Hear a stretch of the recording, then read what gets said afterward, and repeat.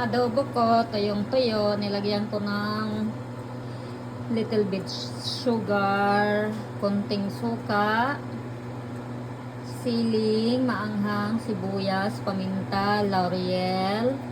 Tapos nilagyan ko ng patatas, carrots, tapos 6 na itlog kasi yan yung pinakakanin ko na. Ayan siya, tuyong-tuyo na siya, malambot na siya, pinalambot ko siya. Ako lang kakain yan, kaya konti lang siguro, mga 4 na araw pa yung kakainin or 5 araw, depende.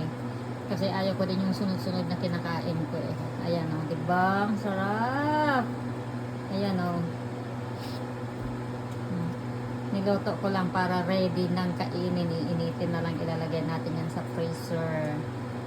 Mga 4 days or 5 days, depende sa bibig ko kung gusto ko yung sunod-sunod o hindi. Magsasawa ba ako. Yan, patatas, carrots, saka yung itlog. Yan yung pinakakanin ko na. Ayan, baboy o. Oh, may sili pa. Tapos nilagyan kong suka, sili, little bit of sugar. Diba? Yan, maya-maya maliligo na ako.